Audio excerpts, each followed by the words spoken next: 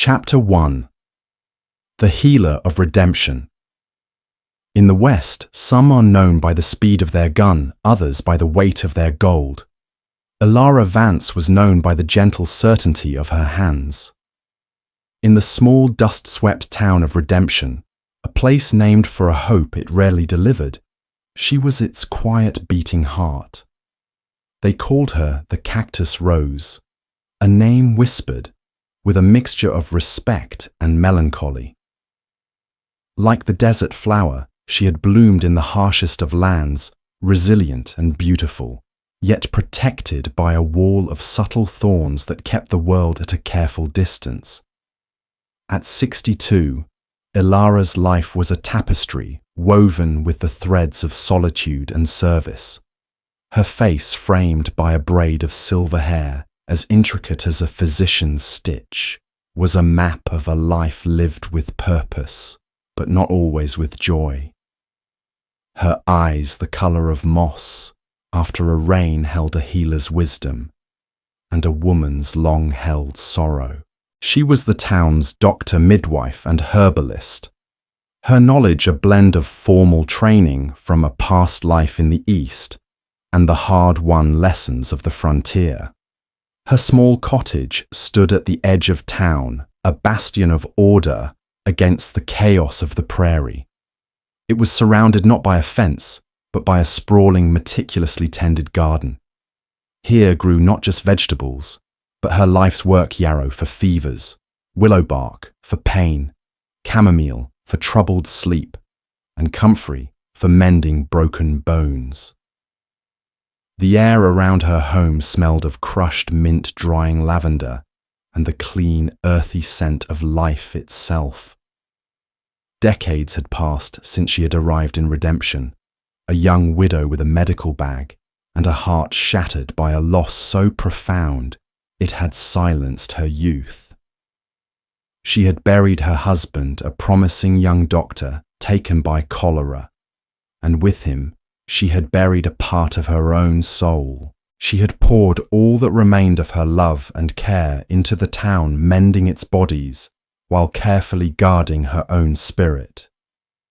She had delivered generations of babies, held the hands of the dying, and set the bones of reckless cowboys.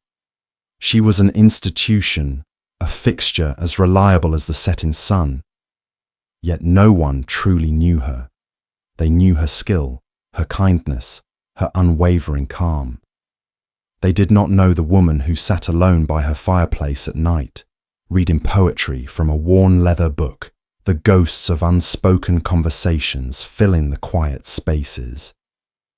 Her solitude was a fortress she had built brick by brick, not out of bitterness, but out of a deep abiding fear of experiencing such a devastating loss again. The men of the town over the years had shown interest. A respectable rancher, a lonely sheriff, a charming merchant. She had treated them all with the same gentle, impenetrable kindness, a warmth that offered no purchase for hope. Her thorns were not sharp. They were simply there, a declaration that while her care was for everyone, her heart was her own. Life had settled into a rhythm predictable and safe. The changing of the seasons was marked by the needs of her garden and the ailments of the town. Spring was for planting and for the coughs that lingered after winter. Summer was for harvests and for sunstroke. Autumn was for preserving and preparing. And winter was for reflection, for the deep quiet that settled over the land, mirroring the quiet in her own soul. She had accepted this life. She had made her peace with it.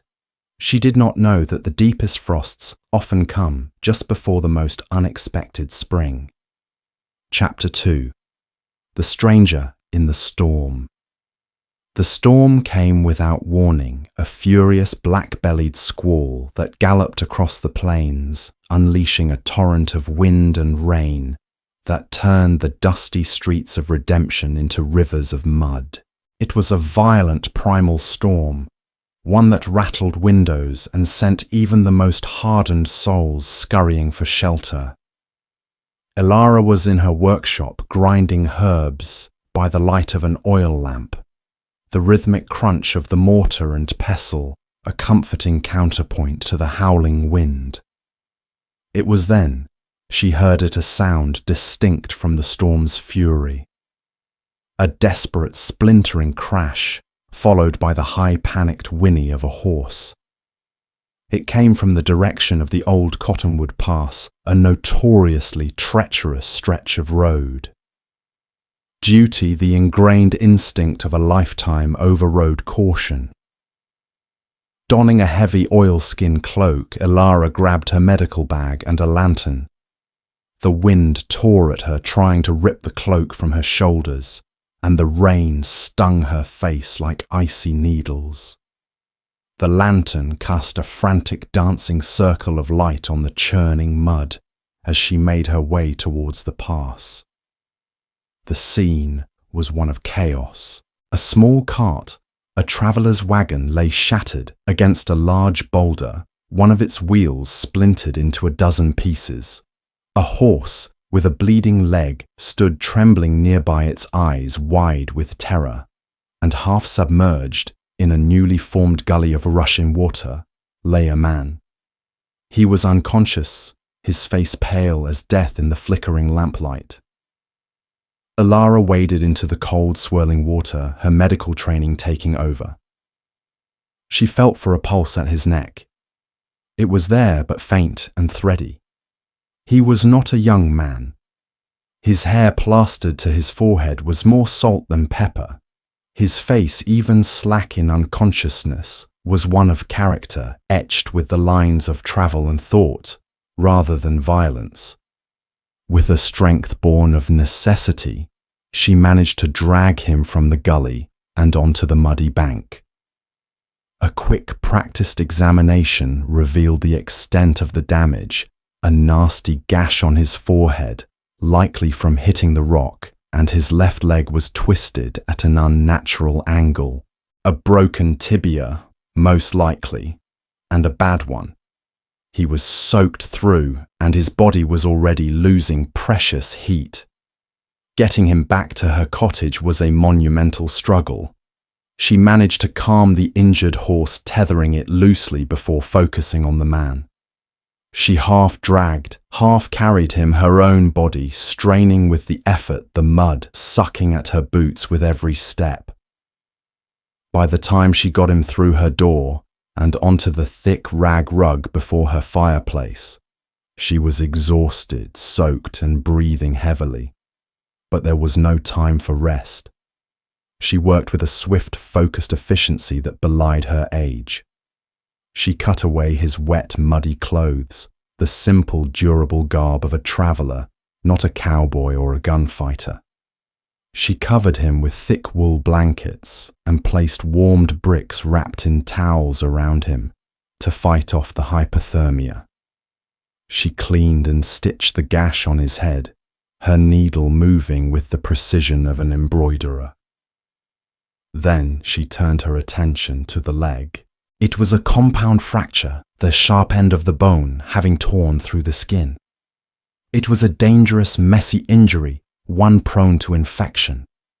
She meticulously cleaned the wound, her small, strong hands working to realign the bones. The man groaned a low, deep sound of pure agony, his body arching in a brief, semi-conscious spasm. "Hush now," she murmured, her voice a low, soothing balm. "Hush, you are safe." She set the leg, fashioning a splint from smooth pieces of pine and tightly bound linen.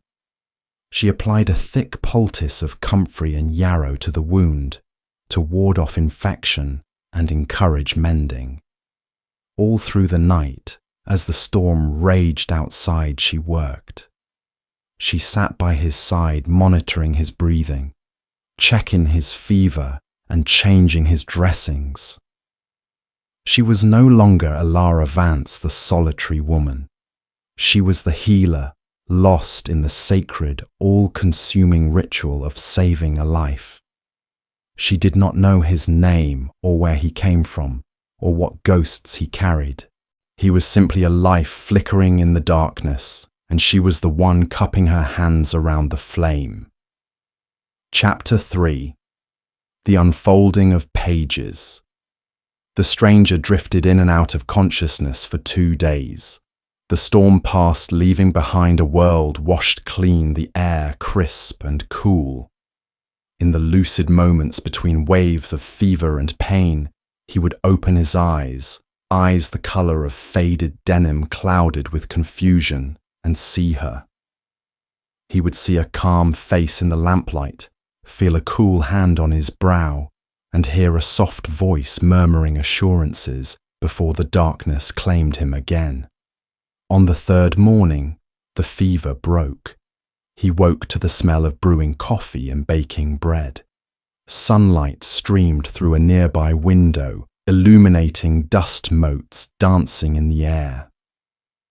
He was lying in a small but comfortable bed, his leg elevated and tightly bound. The room was simple, clean, and filled with a sense of profound peace. Bookshelves lined one wall filled with worn volumes. Bunches of dried herbs hung from the rafters, scenting the air. Elara entered the room carrying a tray. She saw him awake and offered a small, gentle smile. "Good morning.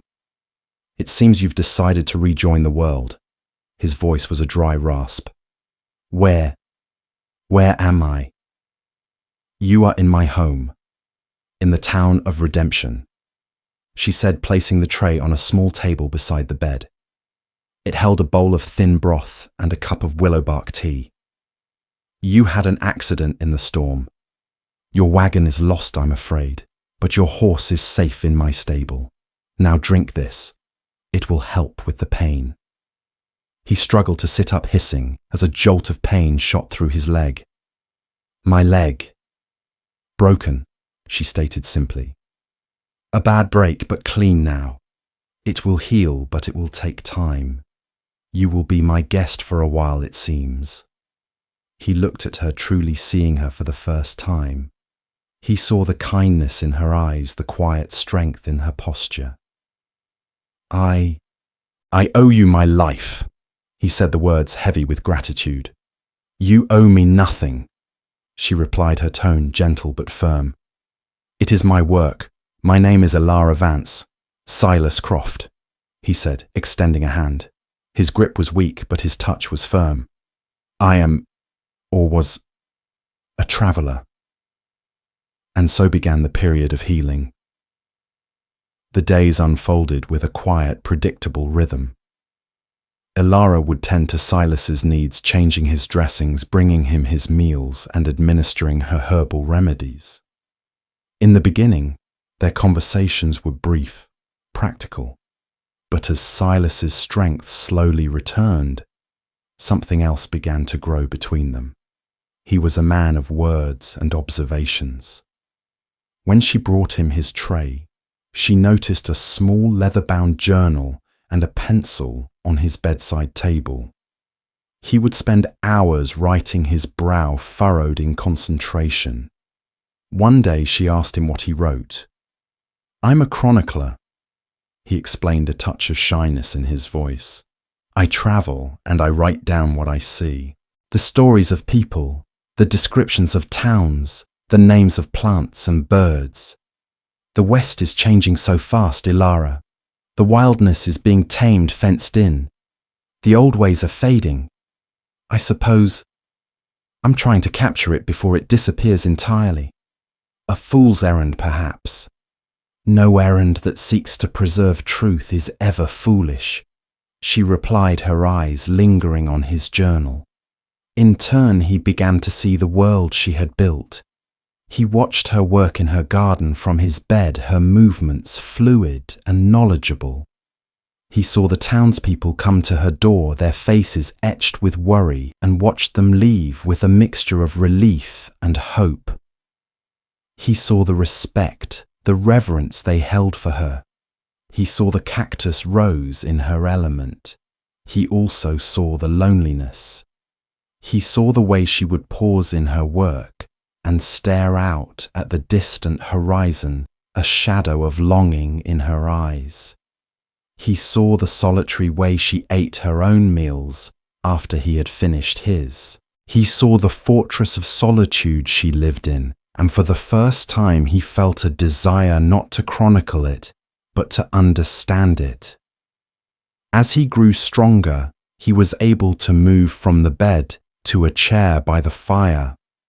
Their evenings became a time for conversation. He would tell her of the places he had been, the bustling streets of San Francisco, the silent red rock canyons of Utah, the vast empty plains of Kansas. He spoke with the quiet passion of a man in love with the world. She in turn began to open pages of her own life that had been closed for decades.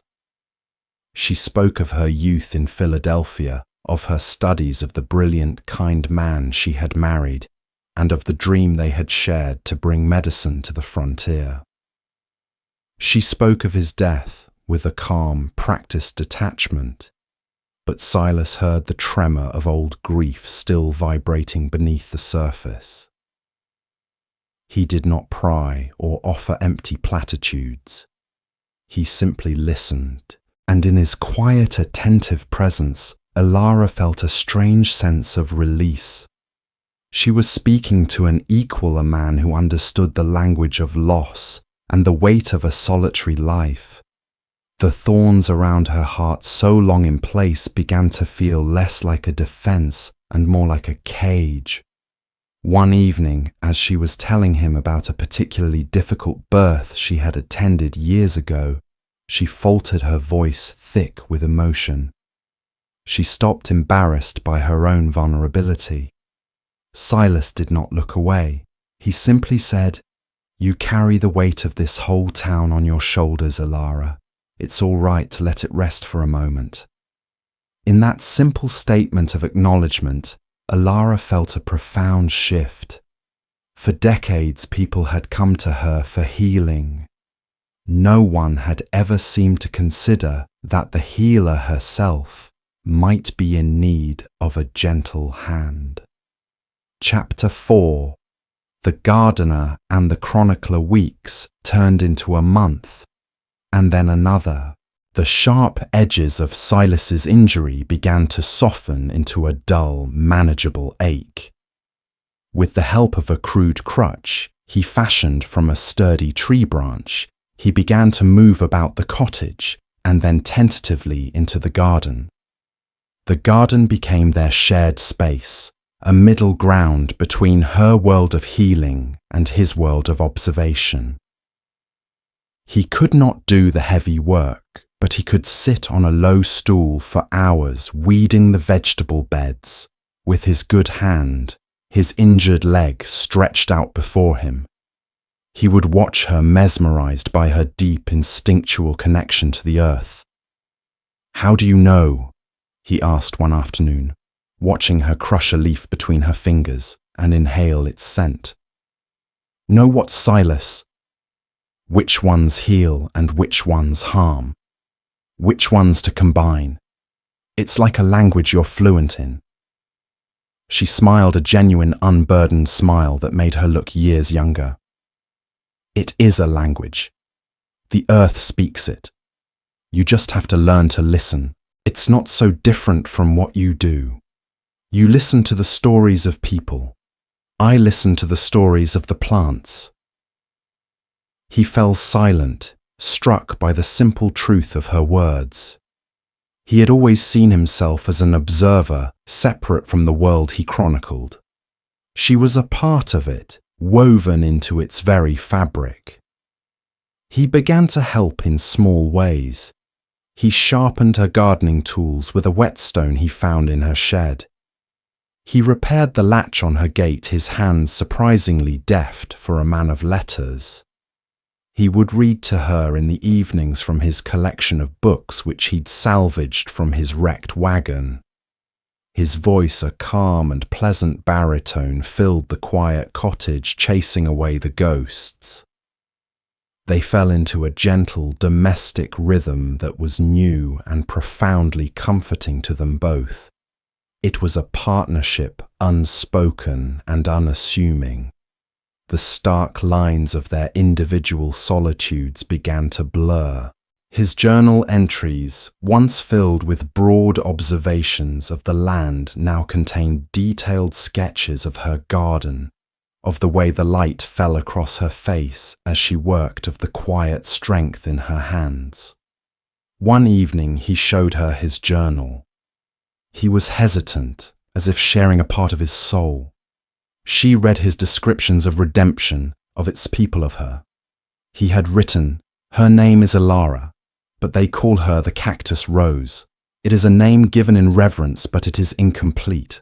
A cactus blooms but once a year, a brief flash of defiant beauty. But her kindness, her care, that is a constant quiet spring in this thirsty land. They see the resilience, the thorns.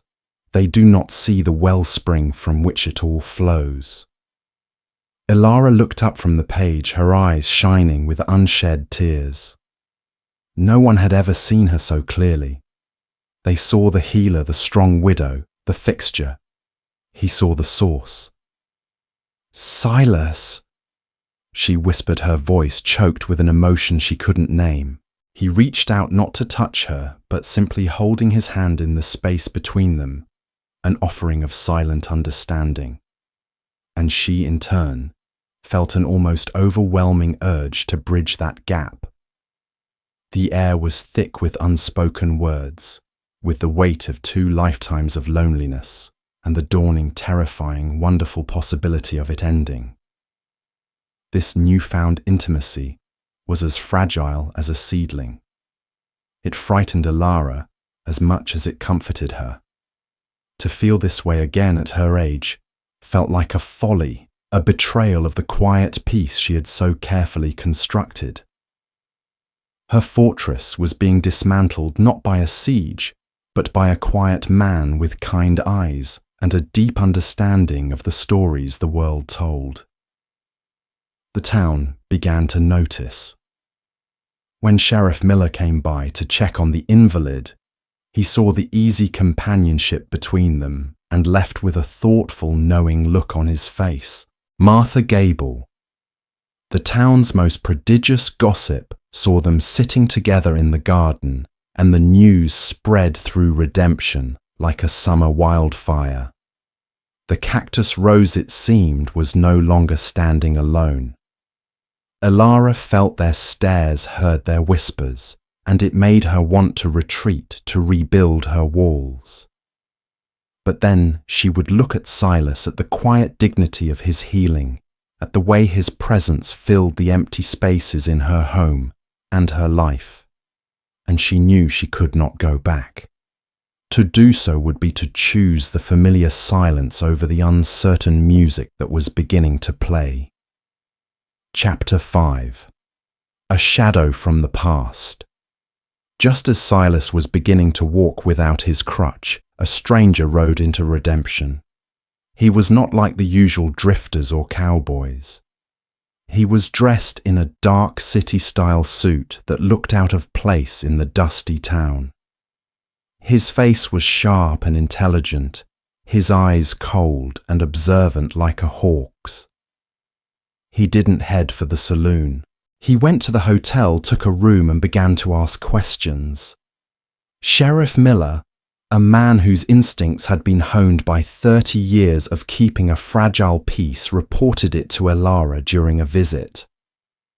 "Asking about a man," the sheriff said, swirling the chicory coffee she'd given him.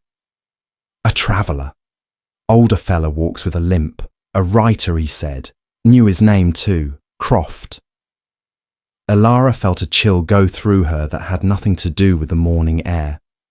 She kept her expression neutral. "Many travellers pass through, Sheriff. What business does he have with Mr. Croft?" "Didn't say. Just said he was an old associate looking to settle an account.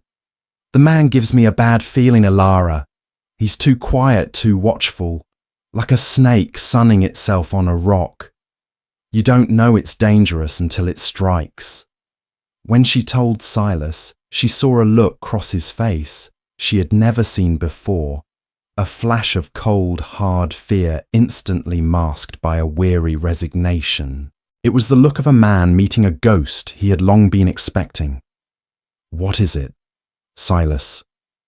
she asked, her voice low. "Who is he?"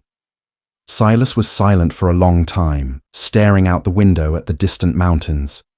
"His name is Julian Thorne," he finally said, his voice flat. "And settling an account is his specialty. I knew this peace was too good to last." "What account? What does he want?" Silas turned to face her, and the gentle chronicler she had come to know was gone. In his place was a man burdened by a heavy, hidden past. "Before I was a man who wrote things down, Elara. I was a man who kept the books for other men who did not operate within the law. I worked for a syndicate in St. Louis. Thorne was their enforcer. I saw too much. I knew too much. I thought I could just walk away, disappear into the West and reinvent myself. I was a fool." He looked at his hands. These hands. They didn't just hold a pen, they counted money that was stained with things I tried not to see. I left. I took ledgers with me, evidence as a kind of insurance. I buried them years ago. Thorne's employers want them back. They want to erase their history, and they want to erase the man who knows it. The pieces clicked into place, the solitary wandering, the deep-seated need to observe rather than participate, the undercurrent of sadness in him. It was all the baggage of a man on the run. "You have to leave," he said, his voice filled with a new urgency. "He knows I'm here. He will use you to get to me. My past has followed me here, Elara, and it is a poison that will touch everything I care about. It will touch you." He began to move about the room, gathering his few belongings with a pained, hurried energy. He was preparing to flee, to sacrifice their budding connection on the altar of her safety. He was pushing her away, rebuilding his own walls to protect her from the ruins of his past. Elara watched him, her heart aching. She saw his fear, but beneath it, she saw his desperate attempt to protect her. The healer in her saw a wound far deeper than a broken leg. The woman in her saw the man she was beginning impossibly to love. She walked over to him and placed a hand on his arm, stopping his frantic packing. He froze, refusing to look at her. "Silas," she said, her voice clear and steady, imbued with the same certainty she used when comforting a frightened patient. "Look at me." He slowly raised his eyes to meet hers. "For 30 years, she said, I have lived in this fortress I built for myself. I have not let anyone in, not really. I chose safety over life. You walked in through a door I had forgotten even existed. You are not a poisoned Silas Croft. You are the first real thing to happen to this house and to my heart in a lifetime." She took a deep breath, the cactus rose drawing on a strength she didn't know she possessed. "Your past has come to redemption. Very well. Then it will be dealt with in redemption. We will not run. I will not let you disappear back into the wilderness. Your storm has found my harbor, Silas. We will face it together." He stared at her, his denim blue eyes wide with a mixture of disbelief and dawning hope. He saw no fear in her face, only a fierce, unwavering resolve. He had come to her cottage a broken man in need of a healer.